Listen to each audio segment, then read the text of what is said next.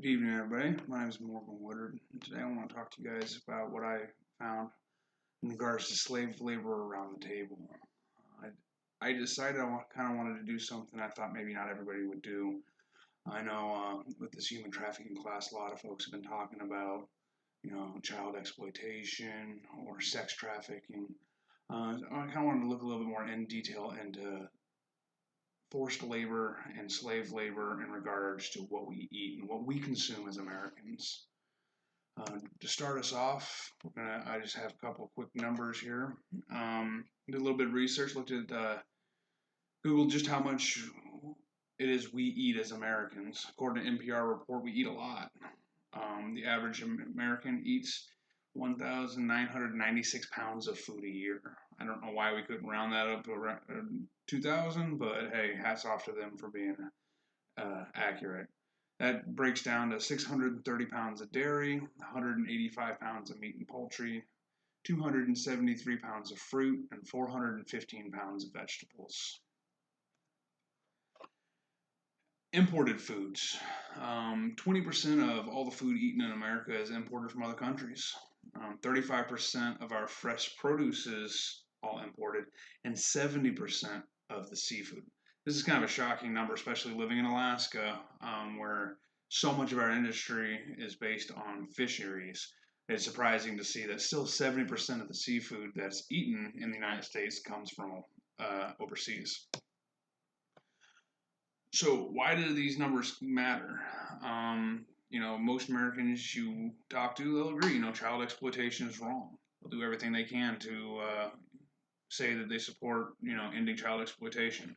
Same thing with organ trafficking. We have all these scary stories of people who wake up in bathtubs filled with ice.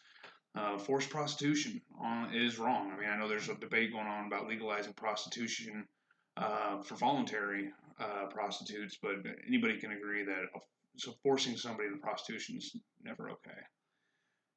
Slavery is wrong.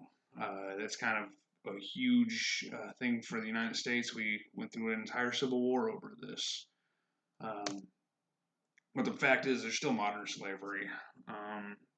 According to the International Labor Organization, there's 21 million victims of forced labor throughout the world as of this moment. Both production and processing of food are at risk. So this means this is counting the folks who are in the fields, harvesting the rice, the cocoa beans, all that, and the processors too. Especially if these processing factories are overseas. So just some examples: rice that comes from India. India actually has a lot of different industries that are under the microscope right now for forced labor. But since we're talking about food, rice coming from India, sugar coming from Brazil, and seafood from Thailand. The biggest issue is traceability, and you'll hear me talk about this a few times. One of the hallmarks of a good company is somebody who takes the time to actually follow their food back to the source to make sure that every step along the way, people are being treated with dignity, people are being compensated fairly for their wages, all that stuff. There has been, in the past, there's been kind of a tendency for companies to say, well, we don't. That's not on us. That's on the producers. That's not up to us to make sure that they're taken care of. Our employees are taken care of just fine. You go talk to those companies. That's not the case anymore. As you see, the dollar is king, and by feeding these guys, by purchasing from these violators of the Human Slave Trade Acts and stuff, we all become culpable. So, case in point, Thailand is tier 3 in the trafficking in persons report. So, trafficking in persons judges every country on a 3-tiered system. Tier 1 means that the country is doing really good. They have really good legislation and good enforcement and good programs in place to all combat human trafficking and labor laws. So, Thailand's tier 3, absolute bottom. In 2016, the human rights workers were interviewed 248 different workers. So these interviews some were individual and some were group interviews. All told, there were 34 interviews done. In those 34 interviews, 20 different interviews identified a forced labor situation where whether it was somebody who wasn't being compensated fairly, they weren't free to leave, any kinds of, or any myriad number of human rights violations. Especially in the fisheries. The fisheries in Thailand was bad. Workers not allowed to leave the ship. They're beaten. They're sometimes killed. There was actually several workers. The whole thing that kind of broke this open in Thailand was there were several workers who were able to escape and they were rescued. And they started telling their stories about what they had to endure living on these boats. I believe one of our videos actually showed, did an interview with one of these guys. The reason this is a big deal for us, I know we have a tendency as Americans to be a little egocentric, and that's just Thailand, that's not us. The problem is, in 2012, the U.S. imported $1.5 billion in shrimp from Thailand. So we may not say we may not agree with what's going on, but we're saying we agree with it with our money. The Brazil sugar plantations is another really big one. This one was as bad as it was to read about Thailand. The Brazilian sugar plantations was pretty bad too, because this is slavery that's just continued. When we had cotton plantations here in the U.S., Brazil had sugar plantations. They got the same thing. They got the slaves from the same place. It was African slave trade. As we have moved forward with as a world towards ending slavery and agreeing that slavery is wrong, all this, it seems Brazil has been kind of left in the back, a couple of centuries. So there's a lot of correlations between the cotton plantations that we hear about in the Deep South pre-Civil War and the Brazilian sugar plantations today.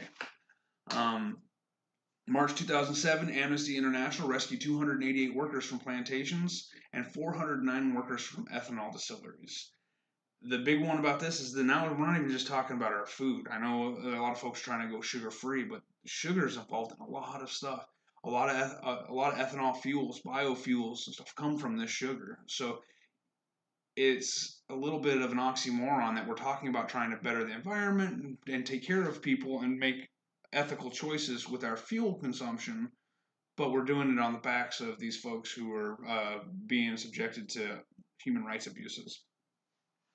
So from March to November, so it's like 6-7 months after Amnesty International rescued those workers, 831 cane cutters were found in, quote, conditions analogous to slavery. I mean, it's not good there. A lot of these forced labor workers, they end up becoming indentured servants. The biggest debt that they have to pay off is transportation. They end up putting these folks in lodging cities or facilities that are sometimes 50, 60, 70 miles away from the plantations, and they get transported and shuttled back and forth. And the workers have to pay for that transportation, $200 a worker. Another one, like I mentioned earlier, the Indian rice trade. Some of the shocking numbers coming from India. I know India is huge. They're in excess of 1 billion people population-wise.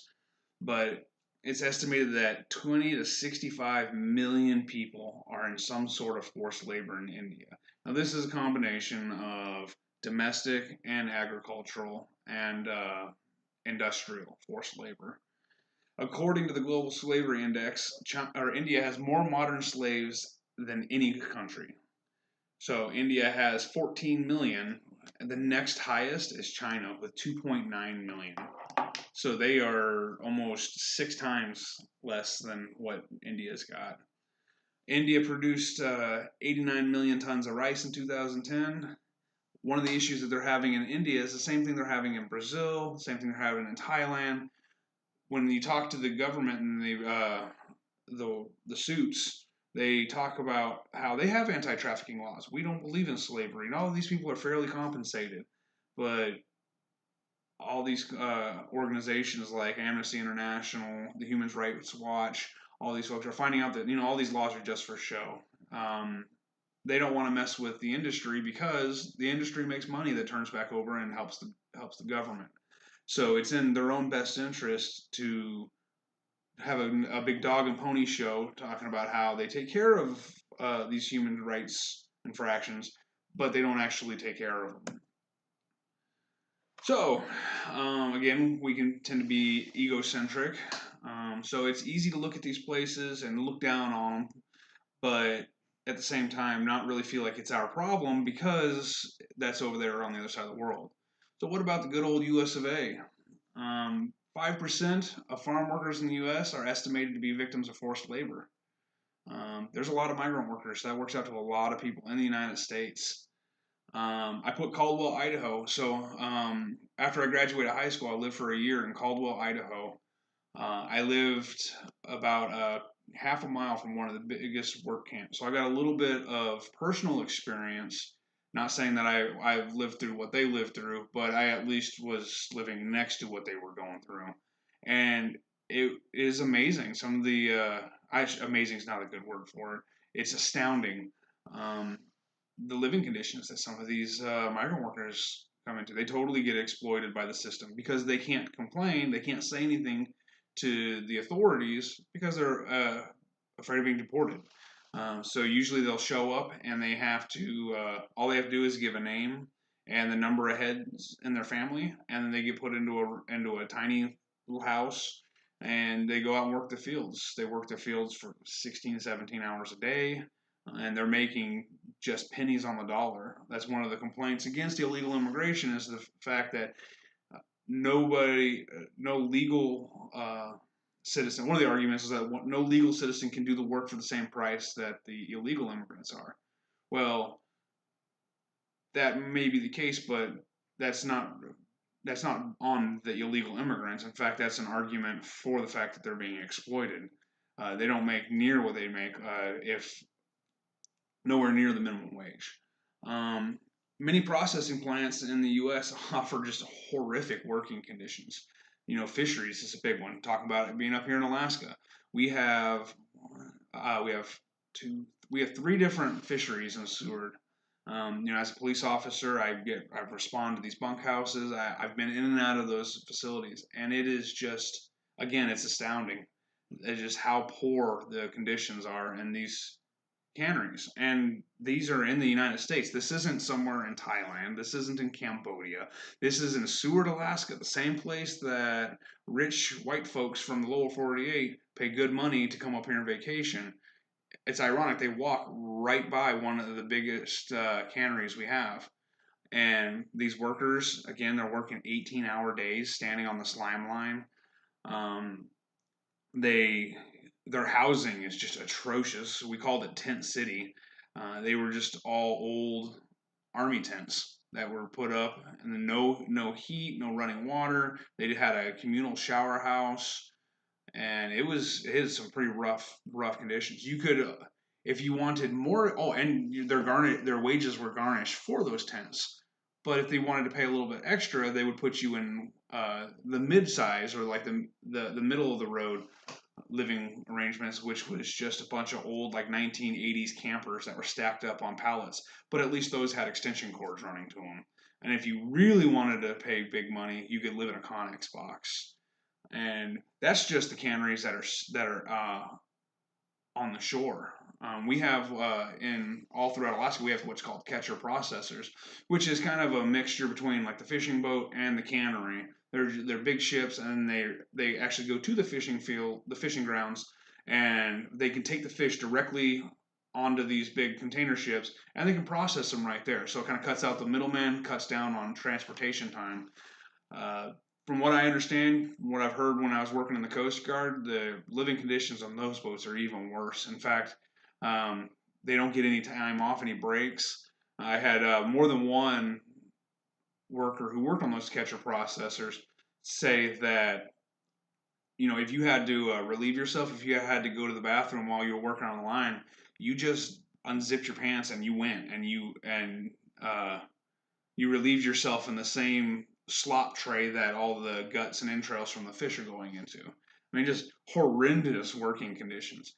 But they get away with this stuff because everybody that they bring up here, they bring up from the lower 48 or they use J1 visas and they bring people from other countries. It's never anybody local, so they don't have people who can actually reach out for help, reach out to say something to anybody. Usually they're coming from, we get a lot of people from some of the more impoverished areas around Los Angeles, Oakland, areas like that. And these people aren't going to complain because I mean they got a job and they're making money. So all told, those are just two examples of stuff that I have seen in my personal life. But all told, it's estimated that the United States is making about $9 billion in illegal profits off of slave labor from just from agricultural. This isn't talking about domestic. This isn't talking about anything else. Just agriculture. Some of the worst food offenders when you're looking at your food: beans, soybeans, any kind of beans, nuts. Cattle is a really big one. Coca, I don't think that that's too much of an issue here, at least on the on the regular market. On the black market with cocaine, you got a little bit. But I would argue that if you're a cocaine dealer, you probably don't really care about human rights, anyways. Um, Cocoa, coffee, corn, fish, oil, peanuts. That's supposed to be rice, sesame, shrimp, sugarcane, sunflowers, tilapia, wheat. Pretty much all of these are big money makers. I mean, they're cheap, they're easy to produce. You look at the tilapia farms in Asia, cattle farms. I guess it's really easy. There's a high demand for these foods, and it takes people. So what can we do about this? One of the things that was kind of the question I asked myself when I started off on this presentation, looking in and digging up. And the biggest thing is, first thing we can do is check report cards. There's several different websites that are dedicated to following business practices and when in relation to human rights violations. We're going to talk about two of them today. There's Know the Chain. Know the Chain kind of purports itself as a resource for the companies themselves and for investors. So that way, people who are getting into business with these companies know what they're getting into business to, kind of following that chain. You don't want to be associated with somebody who violates people's rights. And then the other one we're going to talk about is Behind the Brands. It started as a larger organization that was dedicated to help ending world hunger. They kind of realized that the irony is the people who are making this food are the same people who are starving. So they did a whole branch off of slave labor, and that's where Behind the Brands came for. Big one about Behind the Brands is they assess the policies of the Big Ten beverage and food companies, which we'll get into in a second. Other things we can do, we can vote with our wallet. We need to shop responsibly. If you see a company that is violating people's rights and they're not making changes and they're not trying to fix this, stop buying their product. That's the biggest, quickest way we can get the message out to people that slave labor, forced labor, all this stuff is not acceptable. I mean, in today's day and age, it shouldn't even be an issue. So this is just a quick graph of the Big Ten. I know my face is in the middle of some of them, but as you can see, like all of these brands, all these different brands are owned by really just 10 companies. The vast majority of everything inside of a grocery store is owned by 10 companies. So, Behind the Brands. Like I said, it evaluates the Big Ten of food and beverage. This one's kind of interesting because it doesn't just talk about human trafficking. It talks about other rights issues and other issues that people want to be aware of when they're shopping conscientiously. It talks about evaluates based on their policies regarding land usage, women in the workforce, making sure that they judge whether or not women are able to work and achieve places up in the upper echelons of the company. Farmers, it's kind of a big one for human rights, talking about making sure that the farmers are employing workers fairly, making sure the workers have a good place to live, reasonable wages. They're not being price gouged for things like transportation when it isn't their fault. Climate, talking about some of these big agricultural areas, deforestation of the rainforest, stuff like that. And then transparency is another one, and I've already mentioned it a couple times. How transparent is the company about where they're getting their stuff? When you have a company that starts shutting off and not being forthcoming with where they're getting their products from, so they can make their own products, that's a big red flag when it comes to human trafficking, especially with forced labor. And then water rights. What are they doing to the water table? So, more on Behind the Brands. I liked Behind the Brands as just kind of an easier, real quick skimming of the surface of which companies are bad, which companies are good. They grade on a 1 to 10 scale, 1 being low, 10 being great. One of the other cool thing is Behind the Brands updates fairly regularly. I put on here they update annually. It's not religiously annually, but I couldn't see more than about a year and a half where they didn't have one. So some of the good, the bad, and the ugly. Unilever scored 74% out of 100. They did really well. They scored high in several areas. The bad, Kellogg's, Mars, and PepsiCo are right about the 50% mark when it comes to ethical company-based practices. That's not very good. And then the ugly, Dannon scored about 35%. That's one of the things that I was kind of happy about doing this research is I noticed that the companies on the really low end of the spectrum were companies I didn't recognize on the outset. I didn't really know. I couldn't put a product to their name. Like if you talk about Kellogg's, everybody knows cereal, Mars, candy bars, PepsiCo, drinks. These are kind of household names. Danone, I mean, unless they're talking about Dannon yogurt, which I don't believe is the case, I didn't really recognize that one. I didn't recognize some of the other names. And so that kind of made me feel better. Maybe we are as Americans, we're starting to become more aware of what we're purchasing, and we are forcing the companies who make our products to also be aware. So the other companies know the chain. This was a little bit more in depth. They grade the company based on 7 criteria. It gets, like I said, it gets a lot more in depth, and each criteria gets a separate score, and then they tabulate all those scores to give an overall score. So the criteria, commitment and governance, this was the first one, and it's just basically the willingness of the company to address forced labor. Do they have um, a workers' rights clause in their paperwork? Do they have a public relations campaign getting them knowledge out about slave labor?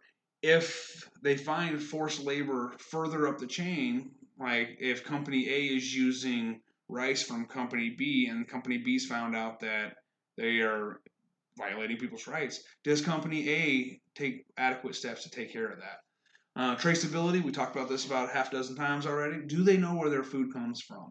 No more of this, I bought it from Joe in the back alley. Like, you need to know where your food comes from so you can talk to your consumers and explain, yes, my food comes from fair trade. Everything's on the up and up with it. Um, Purchasing practices. This is a big one. Do the companies buy from company? Do the companies buy from producers who have a history of abusive claims, of workers' rights violations, stuff like that? Usually, if a producer has a claim against them and the company goes back to them, that's not very good for that company. Um, Recruitment, another one of the criteria. Oversight in how workers are located. So how are they getting their workers? Do they, post it out for equal opportunity, or are they going and just snagging people off the boat and shoving them into a work center? Workers' voice. This was an interesting one. I mean, it makes sense. I'm glad to see it's on there. Do the workers themselves have a say? Like, what do the workers actually say about this company? Are they proud to be working for PepsiCo, or do they feel like their opinions don't matter?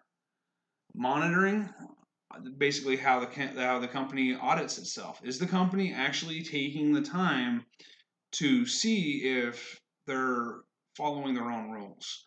This was a big downfall in Thailand and in India, like I mentioned earlier. They had all their laws and everything in place, but they never audited themselves. They never truly took a look and enforced their own policies. And then remedy. Does the company have an action plan for suppliers? So if a supplier is found out to have workers abuses or human rights violations, does company A have a plan to censure them or to hold off on buying anything from them until they get it fixed? Or is it just, say la vie, we'll just move on? So the good again, Unilever, man. Unilever's been kind of knocking it out of the park. I'm pretty impressed. Um, Unilever scored a 65 out of 100. Coca-Cola scored a 58 out of 100. The bad, Tyson Foods, which I mean Tyson Foods has been in the hot seat for a while. They scored 13 out of 100, and Kraft and Heinz scored 9 out of 100. And there is an astounding amount of food that comes from the Kraft Heinz company. It is a lot more than macaroni and cheese and ketchup. Um, One of the things that really surprised me was, the best number that they had was 65 out of 100, like a D plus. And that's what Unilever got, was a D plus.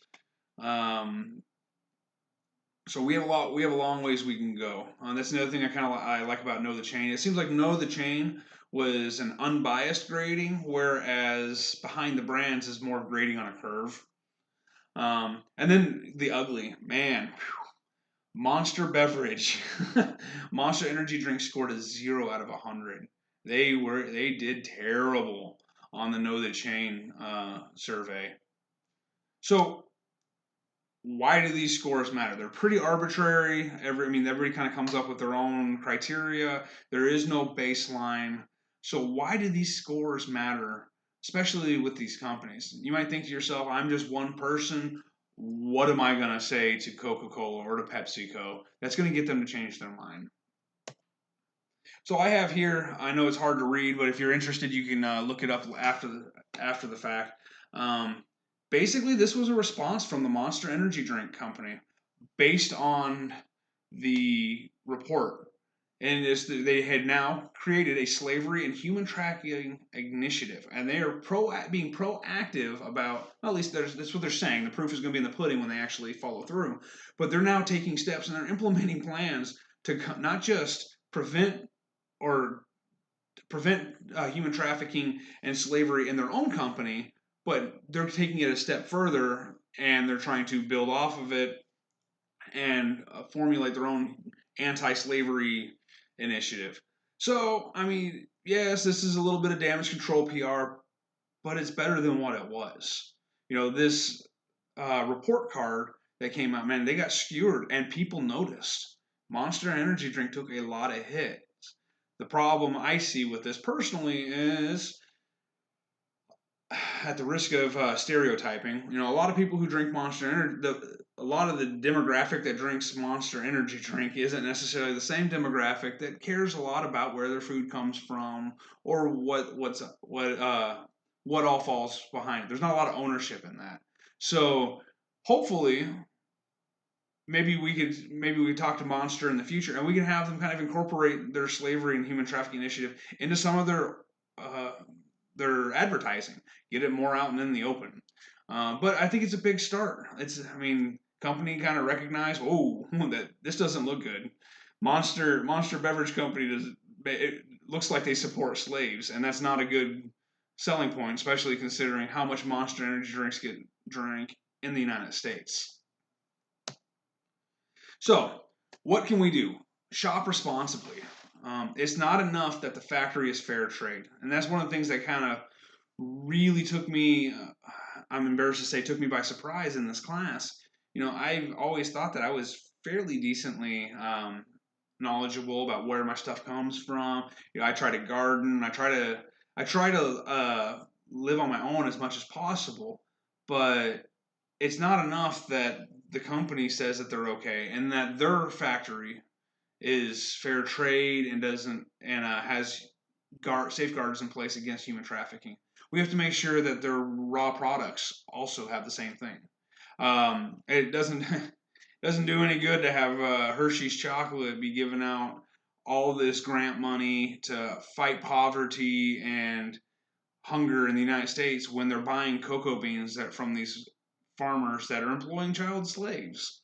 Um, a company that's not responsible enough to follow their own chain does not need your business. Part of that whole transparency, like you need to be able to see where does your food come from all the way to the beginning.